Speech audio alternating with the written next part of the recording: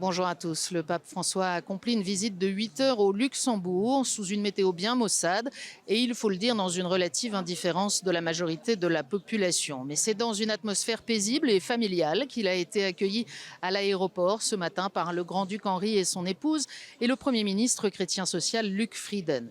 Il les a ensuite retrouvés au palais grand-ducal pour des entretiens privés avant de se rendre au cercle cité pour un discours aux autorités et aux représentants de la société civile.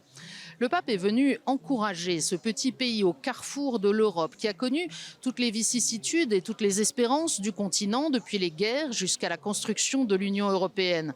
Ce petit pays multiculturel où la moitié de la population vient d'ailleurs et qu'il encourage à continuer à travailler au développement intégral en rappelant que pour sa part, deux thèmes lui tiennent particulièrement à cœur, la sauvegarde de la création et la fraternité.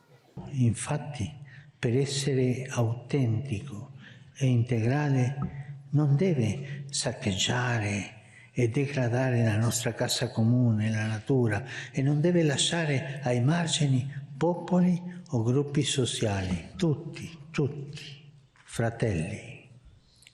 La ricchezza, non dimentichiamolo, è una responsabilità. La richesse est une responsabilité et à ce riche Luxembourg qui s'est détaché de l'Église catholique ces dernières années, le pape est venu délivrer un message.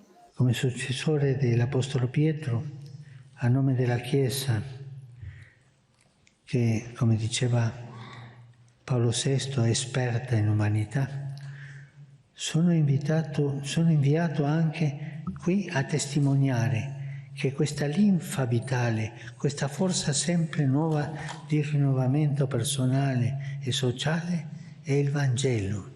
Aux forces vives de l'Église réunies à la cathédrale l'après-midi, le pape a au fond donné la même mission, être des serviteurs et des missionnaires de la joie de l'Évangile. Dans une société sécularisée, a-t-il expliqué, l'Église ne se replie pas sur elle-même, triste, résignée, rancunière, mais elle doit chercher de nouvelles voies d'évangélisation. Et c'est avec cette invitation qu'il a ouvert l'année mariale du jubilé des 400 ans de Notre-Dame, consolatrice des affligés, la patronne du pays. En fin de journée, le pape s'est rendu à l'aéroport pour un court vol en direction de Bruxelles. Il entame une visite de 3 jours en Belgique, à suivre intégralement et en français sur KTO et à retrouver sur ktotv.com.